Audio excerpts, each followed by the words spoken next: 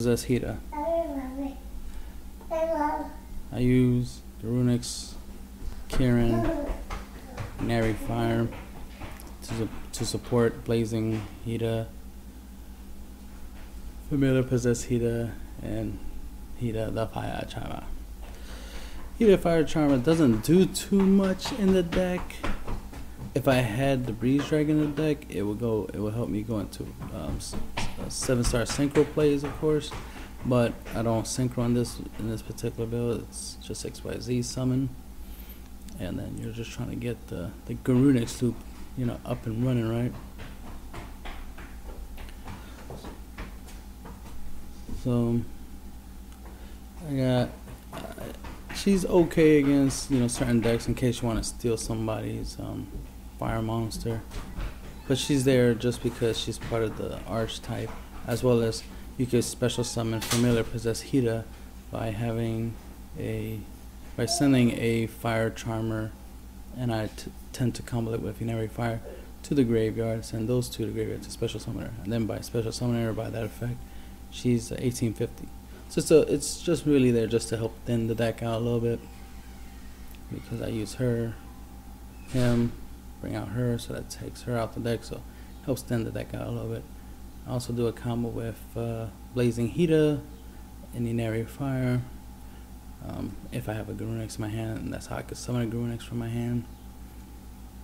That way I can try to get the combo started. You know what I mean?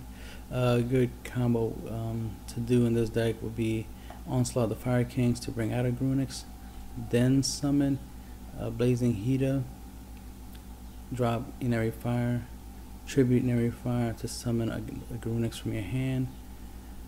That way you can get the Garunix loop, started.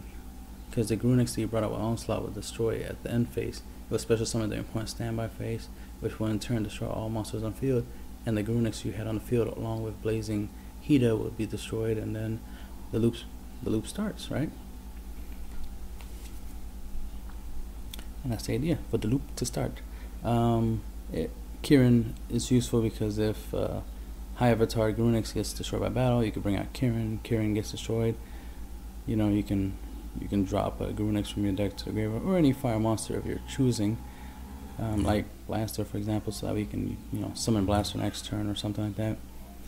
But they have some synergy. But if Garunix gets destroyed by the other Garunix, right, you can drop Fire King Avatar Kirin,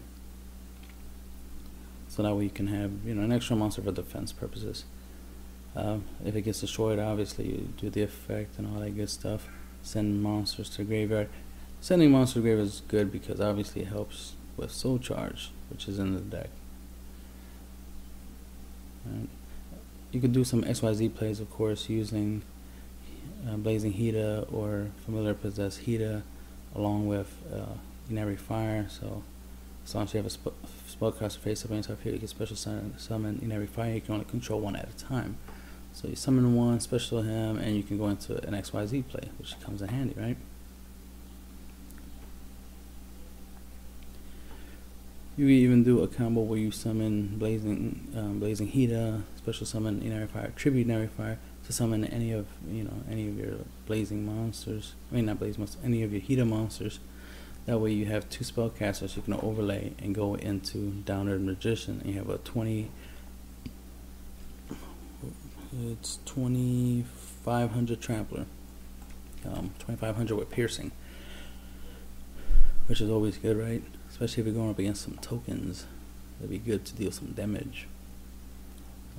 Also, piercing is important, especially in the upcoming meta, because of what they're called, Cosmic Dragons. They're going to be an issue because they're floaters.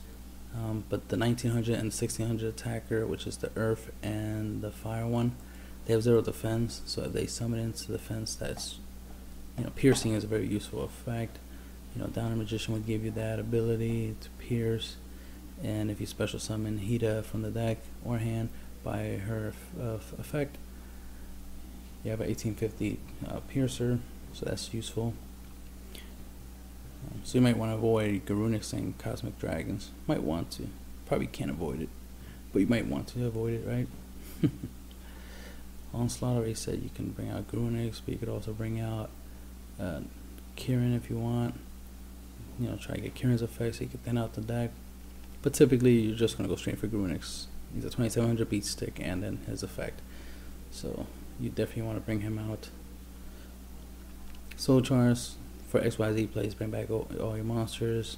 XY, you know, go into an offensive concept where you're using monsters to have the effects so you can activate the turn you summon them. Like, for example, Sky Blast, you can use them during your turn. You can use Corn during your turn. You know, Maestro is Symphony of the Djinn if you need to use it. You can Lavavo Chain to fill up the graveyard.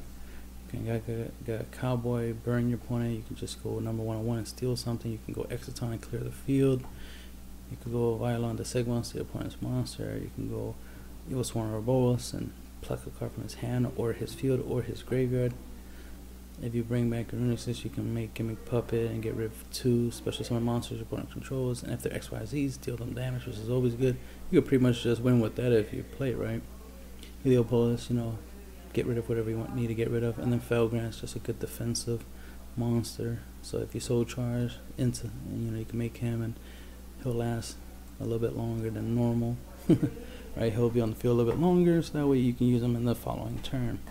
Basically, when you Soul Charge, it's just to set up a defense, typically. But you can try to do some offensive concepts, you know, Utopia, stuff like that.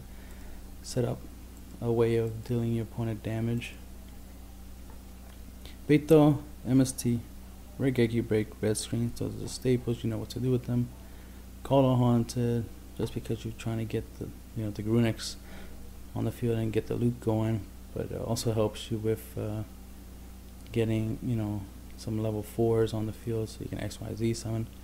But Call Hunter has some good synergy with Kieran, Grunix, and Inari Fire because their effects will activate if Call Hunter destroys them. Blaster, you can Call Hunter Blaster if you want. That way during end phase he'll bounce back to end so you can just pop something. Obviously, that's one of the reasons Blaster's in here. Second, it's a 2800. Can't go wrong with a 2800 beat stick, right? You never know when you need to make them.